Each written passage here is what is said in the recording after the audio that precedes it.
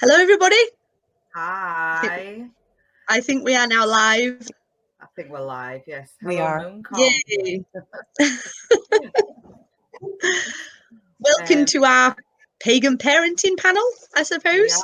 Yeah, the pagan parenting panel. I'm Mabh Savage. I'm the author of Celtic Witchcraft and A Modern Celt, and I am part of the Pagan Federation Children and Families team. What are you ladies?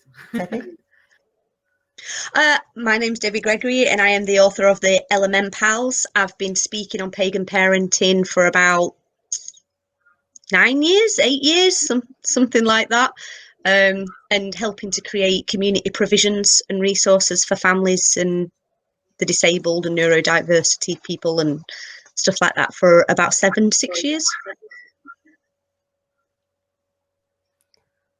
Okay.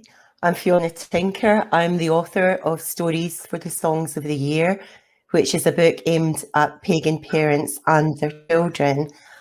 I was the education officer for the Scottish Pagan Federation for about a dozen years and had an awful lot of involvement with both parents and the education system up here.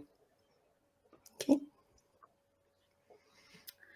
Thank you. So, shall we start talking about some of the things we looked at when we met before? Absolutely. Yeah, we struggled, didn't we, to sort of condense the wealth of subjects sort of down to a 45-minute talk, and decided that some of the things that we discussed were obviously stereotypes that children are exposed to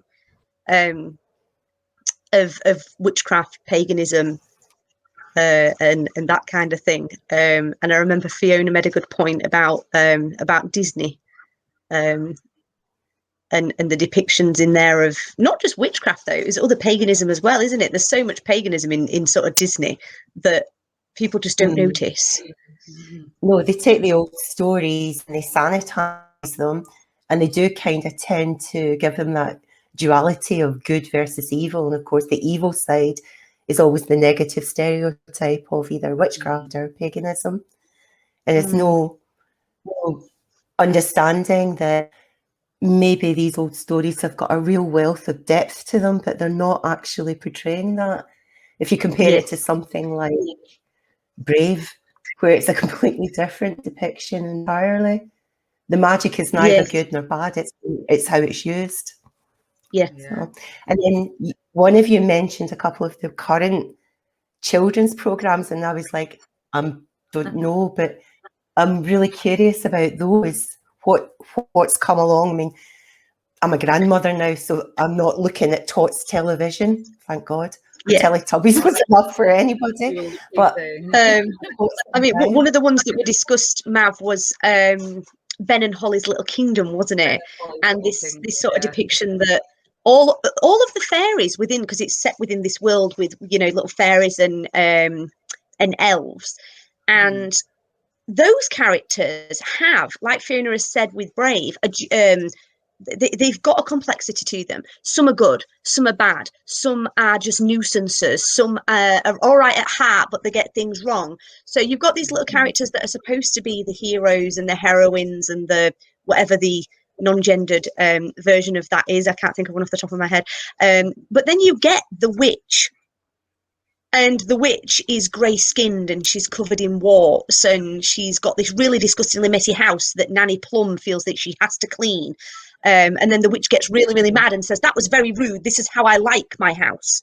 Yeah. And okay, there's a bit of female empowerment going on there, and this woman saying, "Don't come into my house and change things. That's incredibly rude of you." And she does teach Nanny Plum a lesson. But this idea that a witch loves to live in squalor and that she should be entitled to do so is a negative reinforcement dressed up as a positive empowerment. Yes, absolutely, yeah. There's a lot of background there, isn't there? Like the centuries of associating witchcraft with something that's a bit dirty and a bit foul, and which is idiotic. Considering that monks were the ones that were actually the dirtier. originally. Monasteries were disgustingly filthy at one point, and all these pagans going around smelling of fresh herbs and things like this. It's like, oh, it's ungodly. It's unseemly to be so fresh and clean. What's wrong with you? We can see your skin. Oh, it's. Yeah, I think it's particularly because in the sort of village environment, if you had a wise person, woman or otherwise, they'd probably most likely be the cleanest person, because they'd have a sense of, actually, you don't want to get dirt in that wound, that's going to go manky, or maybe we should just get that tooth straight out and not let it rot in your head, that sort of thing. So it is strange how the association's been twisted around. And like you say, even though it's not a bad witch in Ben and Holly, they've still like, oh, well, it's almost as if that character won't be recognized as a witch unless they're grey-skinned and ugly and stuff. And it's like, it's so lovely to see something that actively challenges that stereotype for kids. It does beg the question about what kind of stories do we share with our children. I mean, there's lots of really good stuff around now. I'm going to plug Puka, okay? I'm getting Puka in here. One of the things that I also write for, apart from Moonbooks, is a children's pagan magazine called Puka Pages, pukapages.com. It's easy to find. And it's full of crafts and stories and wonderful ideas that are not indoctrinating children. And I think that's important. But it is showing this is how pagans believe or act or maybe think about things. And what do you think? It encourages children to be themselves, like your book does, Debbie. The thing that I contribute to it is taking the old gods of Scotland and to a certain extent Ireland and giving them new stories that are meant to appeal to children and teaching them old ways and old thoughts and old ways of honouring them, but tied up with a naughty cat and a smart-ass rabbit. Now, I've got to say, as someone who's been homeschooling my children for a while, sort of on and off their entire lives, and the Puka pages were a huge resource for me in the beginning when they were particularly, I mean, they're a little bit older now, so they prefer to sort of choose their own resources, which I love. They feel empowered to do that. But in the beginning, one great thing that I love to do with the Puka pages was you take the paganism within it, you take that little bit of education, and I linked it to history and said, okay, and even into modern social practices, and say, we take for granted things like, I was discussing this with a friend of mine, author Dan Coulter, literally just yesterday, when we were talking about warding. You say things like warding off evil, warding off negativity, but to ward is a paganism. I like to say that is a paganism. I use it as a verb, and it is a paganism that we take for granted as modern people. This is just in the language that we use, but it was a pagan practice to cast wards. And it's not just within one tradition either. The Celts had this, and the Old Norse had this, and there is evidence of Saxons and all of the sort of heathen community having this, and there's even some evidence of similar practices going on in the Romans and the Greeks. So this is a universal almost paganism, if you like, so sticking these things together is a good way to sort of not only show the history, but to show how culturally we are actually still quite pagan. It's not a weird thing. It's not a thing that somebody's just made up in the 50s, as we're often told. This is a thing that has shaped our entire world. And taking it back to that and linking it to that, I found very, very useful. And the Puka pages was incredibly useful for that. Nice. As well as now Aether, which is obviously the Children and Families online publication, the Pagan Federation, which Mabh edits, and it's got some stuff from Fiona. Yes, it's got some stuff from Fiona in there, and it's got stuff for different age groups as well, and stuff from parents, stuff specifically aimed at children instead of for the parents. And I think that's very, very important. Parents, when you're teaching your children and when you're introducing them to your faith, don't forget that it's not just about you and your faith. ask them what they think, and make resources that are specifically for just them. And I think that that's an incredibly important thing to do. Put the narrative in their hands. That's what I tried to do with my books, is to put the narrative in their hands. Yeah, I think we're all coming from the same place with that. But the thing that I love about the magazine and the way that you've done it, Maeve, is those badges. That if I was a child, I would want to be doing those. Can you tell folk about them, perhaps? Yeah. Well, we talked a bit about Fiona's resource book pages, and Debbie started the Aether magazine for the Pagan Federation when you were in office. So obviously, I edit that now, although the content comes from a lot of sources. And another thing that we do for pagan children and families is the Aether patches, which are, as I said before, like when you're in the Scouts or Guides, you get badged for doing things. And for the really little ones, Hey Ducky is a really good example. The little, the cake badge or whatever. But these are all based around. It starts off being based around the 4 elements. You can pick if you want to do fire badges, air badges, earth badges, water badges. And then within that, you can pick, do you want to do sound badges, which could be for air, going out and listening to how many types of birds that you can hear outside and recording it in a journal, or fire and taste, that could be making some hot and spicy food, or earth and touch, it could be about finding different textures of things, doing a scavenger hunt, and there's loads of different things out there. And we've found the really nice thing is that we've found that kids of all ages get really into this, because there's this sense of achievement. Obviously, when they achieve they can get the little patches. You can print them out, or you can actually send off for physical ones, or they can get a certificate that they just print online. And when they've done enough, they get gem certificates for having completed so many. So yeah, that's been a really nice. It's quite a gentle way of introducing pagan themes. It's not path-based. It's not focused on just Wicca or just heathenry. It's just about the natural world, the seasons, cycles,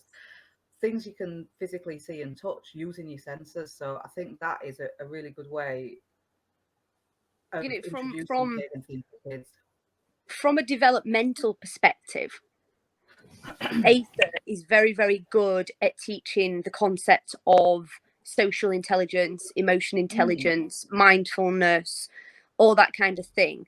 And I think that's one of the great things about the pagan faith, is that we're so in touch with nature that we tend to be in touch with ourselves on a level that maybe others aren't generally from such a young age, because you cannot possibly be so involved with nature and be so close to nature without seeing reflections within your own self, within your family, your school friends, schoolwork, all these kind of things, because everything in nature has parallels in the self and in life. So drawing attention to those things from a very, very early age, in the formative years, and showing how these things work together, how these things have these parallels, the diversity and the complexity. People often think that children can't understand complex systems, and it's just not true. Children are incredibly intelligent, and it's true what they say about children's brains being sponges. When children, I'll drop a bit of neurology on you, a tiny little bit of neurology. When children are developing, they create neurons like nobody's business. All of these connections within the brain are constant. Every new thing that they learn will create a new connection in the brain. And it's not until the teenagers that they stop doing that. So everything that you are willing to teach a child, and even things that you aren't, because they pick things up whether you like it or not, they will create. For sure. Yeah. Exactly. So they will create mental representations for all of these things. And it's our job as parents, grandparents, godparents, aunts, uncles, community elders, teachers, older brothers and sisters. It's our job as the person, as being in that person's life, that individual's life, because they're not children, they're little individuals, they're little people, and it's our job to ensure that the majority, at least, because it'll never be 100%, but the majority of these mental representations that they make are positive, empowering, enlightening, inspiring, useful ones.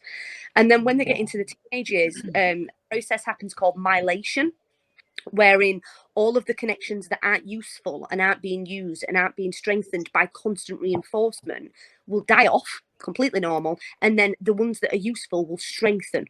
That's the violation. So when they get into those teenage years and they start to be a little bit more independent and they start to reinforce their own thought patterns by reading books and having discussions with their peers and things like that, if you've given them the right foundation during their and their middle childhood and their infancy, if you use the resources that are available, like Fiona's books and Mabh magazine and the patches and Puka pages and all these things, if you use all these things and create a solid foundation, when they step out and start doing that exploration on their own, you've got no need to worry, because they'll have that foundation, positive, empowered, inspirational, ethical, morals thinking. And isn't that really what the point to being a parent? Well, Sure. Yeah.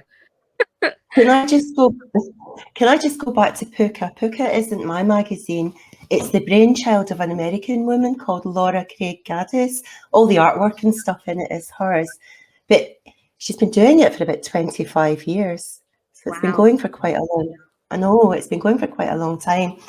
And everything that you've just said is obviously reflected in that magazine because it's so eclectic. It's not one path. It's not one way of doing things. It's loads of ways of thinking about things, of teaching kids crafts.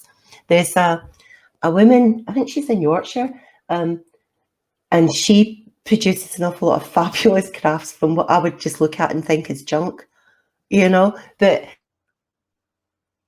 you know, this can learn from it. And it's a lovely resource to be sharing for the stories, the crafts, the wisdom. And it does go up to about 13. And then I would imagine that what kicks in is what you've just spoken about, Debbie, you know? So thank you. So pukapages.com, in case that got out of the last one. Yeah. And I think it's important. Should we go back to the bit? Sorry, go on, Fiona. Should we go? Thanks, Leslie. I was going to say, should we go back to the little bit where we were talking about the contents of the stories? Because did that get cut out, or what? You know, the stereotypes. And I think that's a really important one to sort of focus on, because again, it's all about the mental representations that children are being creating through what they're being exposed to. And if all they're seeing is, you know, if all they're seeing is dirty pictures in hovels and you know, and female witches as well, they're always old women. Or because the men, elderly women. Yeah, the male representation seems to be sage, doesn't it? Or every time you see a druid, every time you see a druid, for example, in any kind of thing, it's always a man. Male. It's male. Yeah, always, which is interesting. With a long flowing beard, you know, and as fabulous as beards are, what about your fresh-faced young lads? You know? Yeah. My husband couldn't grow a beard until he was in his 30s, and even now it's not very lustrous. I've got to say, it's quite scabby. So we'll love you for that, Debbie. Scabby. No, I love his beard. Yeah. Shall I just talk a little bit about why I write the stories that I write, just very quickly, and then we can see what else got left out, because I know that you've not had a chance to talk about yours yet, Nate, and you need to talk about the Elementals. Anyway, the stories that I'm writing for Puka and the stories that are stories for the Songs of the Year are just new ways of looking at the old gods of Scotland and Ireland and giving you the essence of the gods, or giving parents a way to explain the essence of the gods through story without going into all the scholarly sources or anything like that. So it's new stories of old gods, hopefully entertaining. I'm really sorry. The stories are also told with the help of a rather naughty cat who is actually circling. I'm waiting on him jumping on this, and a rabbit. And the rabbit isn't here, but the cat certainly is. But these stories really do follow the Celtic Wheel of the Year as it is in Scotland. But of course, there is some crossover with Ireland. So you're getting the same gods, but told from a modern child's perspective, just so they understand what they're about. Okay. And I like your book on the elements. I That's really did. that was I had no idea that writing a book for children that only had like 20 pages or so in it with like very little work would take so long to get right, because Yeah. I'm training to be a developmental psychologist. It's something that I'm very, very passionate about, and I'm really, really passionate also about bringing neuro-minority voices to the fore, because neuro-minorities take up about a third of the world's population. If you put all like autism, ADHD, ADD, dyslexia, dyspraxia, dyscalculia, if you put all of those together, it's about a third of the world's population at least that is neurodiverse. And so one of my main characters, Menmei, who is the spirit imp, is non-verbal, and it's not. They're not non-verbal in a way that is like you'd see in other, like you see autistic characters and non-verbal characters in things like Sesame Street and things like that, and they're always the classic autistic type stereotype. And Menmei isn't like that at all. She's very much like my daughter, based on my daughter and my nephew sort of smooshed together, who are both autistic. My nephew was completely non-verbal until he was about 4 or 5 years old. So a lot of the mannerisms of Menmei and the way that Menmei communicates and all that kind of thing is all very much on actual autistic non-verbal sort of macatone and expression and non-verbal communication. And I think one of the things that I tried to bring to the book was that, especially when you're in nature, especially when you're looking inward and you're looking to your spirit and you're looking to, which is why I made the spirit imp the one that was non-verbal, is because when you're looking inside yourself, you don't need verbal communication. It transcends language barriers to connect on a spiritual level, and I wanted to make that really, really clear. But the rest of it, other than the sort of fantasy leanings, because there's the 5 elements and you've got your Mother Earth who's teaching the elementals how to be big imps so that they can one day, you know, help to look after her and the children and nature and things. It was more about science than it was about paganism, and I'm not sure how I am a person who believes that magic and science are exactly the same thing. So obviously the more science you put into something, for me, that's more magic. But I had no idea just how much I'd intertwined the two together until I looked at it and went, wait, what have I done? How did I do that? But the general idea is, you know, all of the illustrations are completely blank. They're just line art done by the amazing Adam Sinclair Greenwood, my illustrator.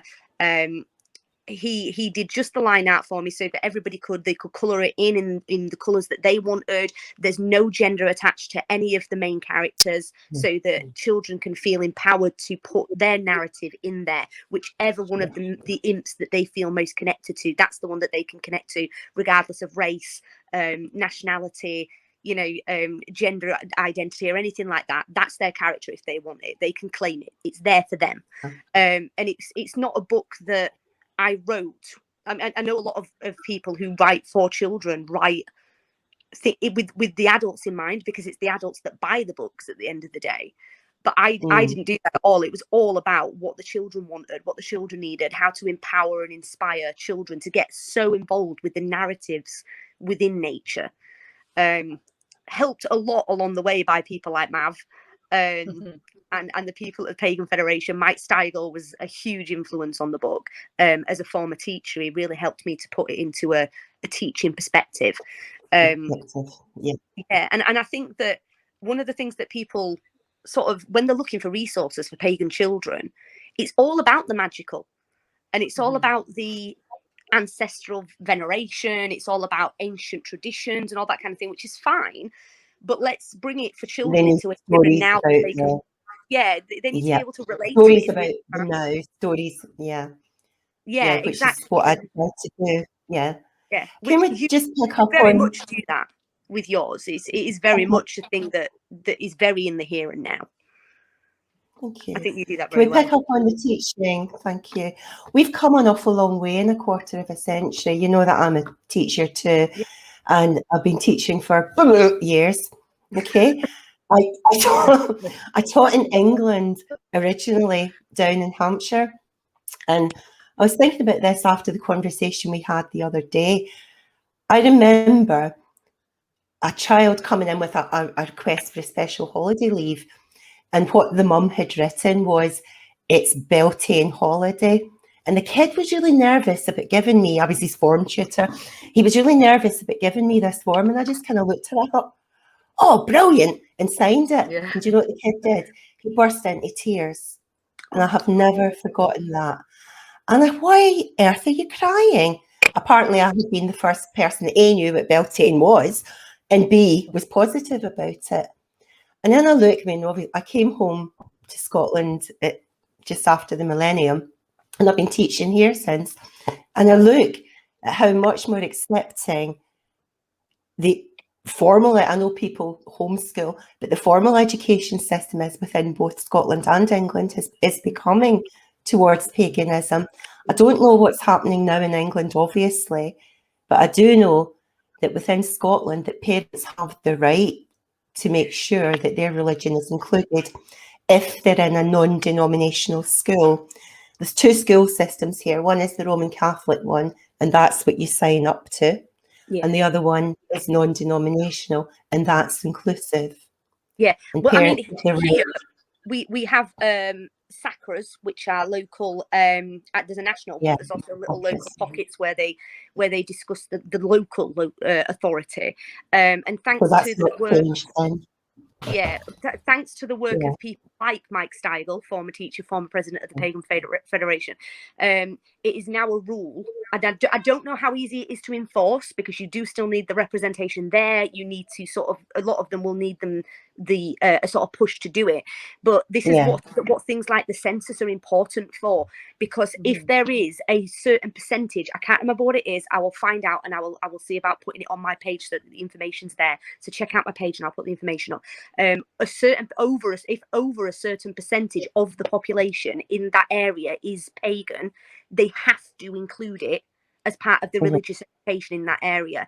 I will get details of the specifics, and I'm sure that Mabh will put it up on the Children and Families blog, and maybe in Aether, because it is important. And another thing that's worth mentioning is, in this country, in England, I'm not sure how it is, what it is elsewhere, but in England, you have the right to take your children out of school for religious holidays.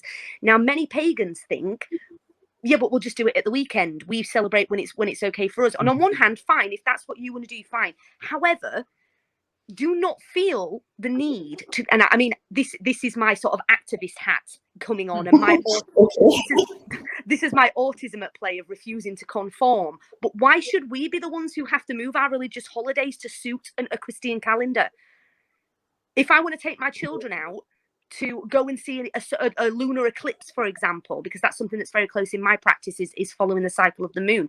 If I want to do that, I shouldn't have to feel like I have to make excuses for it, or say, well, I missed this one because it's not a weekend. When you leave school, who works 9 to 5 Monday to Friday anymore? Very, very, very few people do. So this idea that we have to conform in this way, I do not think is a good message to send to children. Why not instead teach them that sometimes rules are there for the, but however, conforming for the sake of conforming, that's not good. This is how you teach abuse cycles, to teach children to conform for the sake of it. Raise an anarchist, for God's sake. That's a really good point. Yeah, and I mean, if you look at Pagan Dawn, which is the journal of the Pagan Federation, you can also get it as a member of the Pagan Federation and Scottish Pagan Federation in with your membership. There is an article in there in, I think, every issue called The Quiet Revolution, and it's written by Nimue Brown, who is absolutely fantastic about the quiet dignity that can be found in quiet revolutionary acts. And at the end of the day, people don't say it enough, but pagans are an oppressed minority. Our entire system of faith and our own way of living has been oppressed to the point that we were annihilated. It was genocide. So these little acts of revolution where you calmly and confidently say, this week it's Beltane, it does not fall on a weekend. However, I will be taking my children out for it. There will be an educational aspect. and they will be back in the next day. Feeling empowered to be able to do that is exactly the reason of the work of people like the Pagan Federation, the Scottish Pagan Federation, the Irish Pagan Federation, Pagan Federation International, the Druid Network, Children of Artemis, the Pagan Heathens. There's so many people working towards giving us that dignity back and stopping that kind of oppression, which is so insidious and is so pernicious that our own community trouble causes when we insist on standing up for ourselves and saying something as simple as, my child is coming out at lunchtime today and missing half a day because we want to go and watch the sunset over the beach. Might seem, oh, well, you just want them to have a holiday. No, that's part of my practice. For many pagans, the sea, rivers, lakes are a huge part of their practice. The woods are a huge part of their practice. And if someone wanted to say, I'm taking my child out for a half day because there's a religious ceremony going on and we need to go to church, we need to go to mosque, we need to go to temple, that would not be argued with. But because we're going somewhere pretty that is outside, which is, you know, way healthier to get fresh air and smell the flowers and all this kind of thing, because they're doing something like that, it's seen as hippie and boho and you're just doing it for attention. And I personally find that extremely demoralizing, infantizing, and I will not put up with it. But that's just me. We had up until he retired, we had John McIntyre as our presiding officer of the Scottish Pagan Federation, and under his leadership and under Louise Park as the vice president, we have now, well, you know that we have legal pagan marriage. You know that paganism is a recognised official religion in Scotland. So we're lucky in that we're a little bit further ahead, but we still need to be looking at a wider acceptance of the kind that you're speaking about. I mean, the Pagan Federation that covers England and Wales, of which Mabh is a fantastic member of, I left them last year to focus on my studies. As I've mentioned, I'm trained to be a developmental psychologist. Yeah, congratulations. You've just passed, haven't you? I've just finished. Congratulations. I've just finished this year. I've got another few years to go yet, but this year was really hard. It's not your final. Oh, okay. Yeah, it was really hard this year. But thank you. That was a year that I was behind me. But the work that the Pagan Federation England and Wales are doing at the moment, before I left, I was the community support officer, and I reinvented the way that the community support team works to enable better coverage for these different. I sound like I'm being arrogant, but it's just what I did, and it's now in the very capable hands of President Sarah Kerr and Community Support Officer Dan Cultus and people like Mabh, and they have an education team now, which is headed up by Jennifer Uzzle. Is it Uzzle or Uzzle? Uzzle? I can never say your name right, Jennifer. I apologise. But she is she is an absolute genius as a woman. She knows what she's doing, and she's actually been fighting for the rights of pagans on the RE Council for years without getting any credit, without anybody knowing what she was doing. And I said to her, if you're already doing the work, why am I asking you for advice on how to find someone? Come and do it for us. And she went, yeah, go on then. So she's there doing that while she's studying, while she's working towards a PhD, by the way, which is just phenomenal. So that team is there. There is an education team, an education and youth team. They are recruiting. Thank you. I've done my time. Look, Jennifer, Jennifer and I got together a long time ago to discuss various education matters, and we swapped notes, and she does have a copy, she may not still have, but she certainly was given a copy of all the stuff that I'd done that ended up at Education Scotland. So I'd really like to get back in touch with you. Jennifer, if you're watching, get back in touch. Being nosy, I'd like to know how it all went, because she had a lot of plans then that were really exciting. So, I mean, the families team as well. Mabh is the secretary for the families team. She edits Aether. And does other bits and pieces, and the stuff that the families team does is there should be, I mean, there isn't a full team at the moment, is there? There isn't a families liaison in every district, but every district will have access to but every district will have access to the families team, who is made up, I made sure of this before I left, is made up of some absolutely amazing, knowledgeable, passionate, compassionate and non-judgmental people who you can go to get advice on this kind of thing. And in Scotland as well, there's a team in Scotland with the Scottish PF. And there's also the PF has an advocacy officer. So if you want to take your kids out and you're being told no, or you're being given that fine that is now very, very popular in England and Wales for taking your children out of school, there is an advocacy officer who is speciality is actually family law. So you can get advice on how to fight this. Because by law, you are allowed to take your children out of school for religious holidays, regardless of their attendance percentage, which I think is nonsense anyway. You do realise that a lot of folk watching this are homeschoolers and they're just going, yay, we don't have to bother. Yeah, I'm homeschooling my kids at the moment, so it's not relevant to me either. But on the off chance that somebody does need that help, or you meet someone who needs that help, that access, that resource is there. Please do take advantage of it, because otherwise they start to get too much time on their hands and they start to put more things on their to-do list and stuff. And for the sanity of the Pagan Federation president, please don't allow that to happen. Put them to work.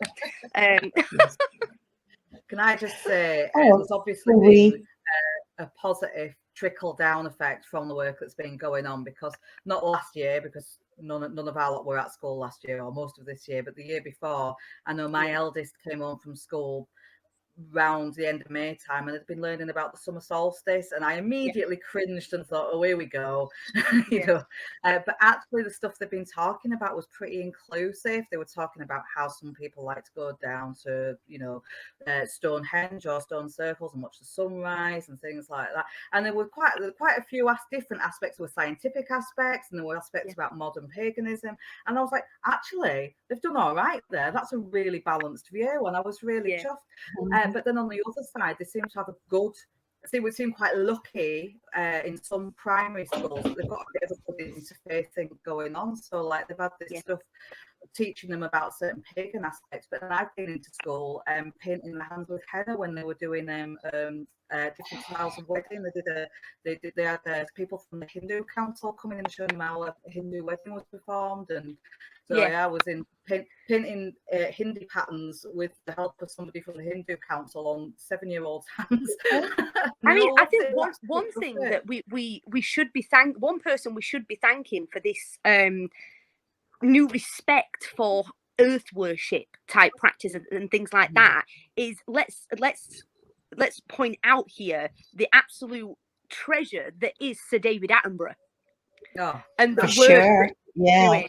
And I think the stuff that he's been doing so courageously doing for years and years and years and years and years is finally paying off to the point where people are paying attention. It's being integrated into the entire curriculum very slowly, but it is being done, especially because teachers are being given the opportunity to, you know, they can write their own lessons, and they're interweaving it in, and the resources that the BBC are coming out with for this kind of thing for homeschoolers as well, all on the back of what David Attenborough's doing.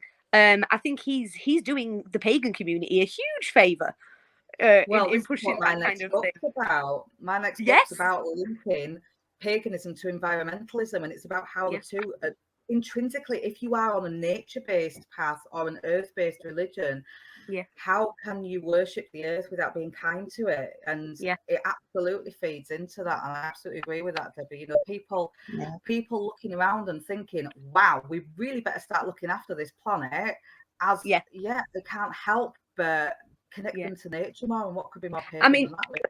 While we've been talking, I've got the BBC iPlayer on the telly, and I'm currently watching the live feed of the nature cameras, which are on 24 hours a day at this point. If you feel like, you know, because you're homeschooling and because of the pandemic and because of stuff like that your kids aren't getting access to enough nature at the moment, that is free. And it is right there, and it is 24 hours a day that they have got. At the moment, I'm looking at these red kites, and I think they've got 3 chicks at the moment. I mean, they're currently asleep, so they're pretty boring. But you can just hear the wind through the trees, and you can hear the birds in the trees that are adjacent and things like that. And having that there and that resource is just...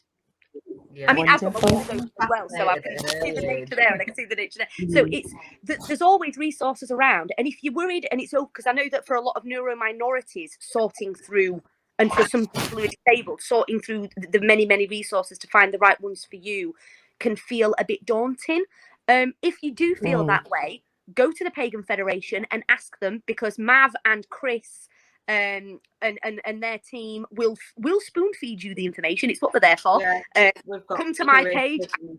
Yeah, I'm happy to do it on my page if you want to come to the LMN Pals page or mine and Mav's page together, the Ponderings of a Pagan Parent, and Fiona and the team at the Puka pages. The resources are there, and we can we will give you the information that you want. What we live for. Puka pages has a Facebook page as well. Yeah. There's, you know, there's loads of places that folk can, and a group, loads of places that folk can ask. One thing that may be worth mentioning, we're talking about children when they're little and when they're pre-teens, and you spoke about what happens in their brain when they become teenagers. It's always worth reminding people about that. They are their own person. They may not want to be pagan when they grow, and that's something that you have to accept. You know, they may lose all interest, or they may just totally reject it to fit in with their peers. And again, it's something that all you can do is plant the seed. It'll either grow or it won't. You can't force it. Again, that's something I think that is worth mentioning. That's why we focus on, rather than, certainly with my kids, I focus on the nature aspect of it, because I think even if they grow up to not have a spiritual bone in the body, if they have a reverence for nature, I'll be happy with that. If they're kind to, you know, the planet around them, animals, you know, exactly, kind to animals, kind to nature, not lopping trees down for the sake of it, you know, I'll be happy with that. It's about having that mindfulness as well, isn't it? Teaching them that not only can the mindfulness benefit them as an individual, but it is a symbiotic relationship. Without nature, we will die. So having that connection with nature is an act of survival. And understanding that we're part of nature as well. Humans aren't separate to nature. We are part of nature. We're a funny old part of it, and we do some weird stuff, but we are still part of nature, and we have to understand that if it goes, we go. You know, we're not doing ourselves any favors by just taking two things there. Yeah, that's where we've got to thank David Attenborough, like you were saying, because that's the constant reminder. But the danger is technology. You know, it's actually quite frightening how technology is removing. I see it every day in the classroom. Technology is removing kids. I mean, have you ever read Ray Bradbury's Fahrenheit 451? No. You ever read that? Okay, it's a dystopian novel about technology taking over. And you look at it and you think the man was a complete visionary. I mean, I've always thought that anyway. But you've got people walking around with what he terms seashells in their ears, and they're totally disconnected and disassociated with each other. And then I walk into my classroom and I've got 30 kids sitting there with earbuds in. I mean, technically, from a developmental perspective, there is absolutely no difference to development between playing outside and playing games outside, playing a board game and playing a computer game. There's no difference at all. That's not helping. Even though it's just them, even though it's just them and the technology, Debbie. It's not a computer game online. Exactly the same to their brain development. The only difference is the physiological of when you go outside, you're losing a bit of weight. So all of the snacks that you eat as a kid is you know, you're burning off the calories. Socially, it's no different. Not when it comes to cognitive pathways, it's no different. That's not helping. That's why so much technology is being made so readily available, because it has been found to not be as damaging when it's used reasonably, everything within reason, etc. Which is why it's so important to say to children, okay, we've had the technology, let's put it down for a bit and go outside, because otherwise this narrative of, oh, it's not actually bad for you is going to take over, and it's going to be, oh, it's good for you. No, that's not what the science says. The science does not say it's good for you. It just as bad for you as previous thought. So get off your backsides, go outside and play. Do something. It's disconcerting. You walk into a room and they're all like that, and they're not just like, oh, you know, hello. Is that us being told we're running out of time? I think we're out of time. Yes, I know we missed a bit in the middle because of technology, but I think we need to make space for the. And that was the bit about fairy tales and witches, wasn't it? Yeah. Oh well. I don't know about you, but I've really enjoyed that.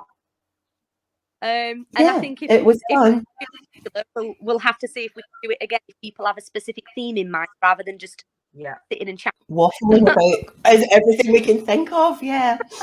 We never even covered half the stuff that we decided to talk about either. Well, do you know, we might just have to take those notes and talk to Trevor about writing a book. Do you know what? That's not what between the three of us. That's not a bad idea. Yeah. Oh well. Well, we will see everybody at the next MoonCon, I suppose. Then. Yeah, and thank you very much for joining us and listening. Yeah. Much appreciated. And thank you, Okay. ladies. That's been fantastic. It's wonderful. It's lovely to see you again. Thanks. Bye. Thanks. Bye.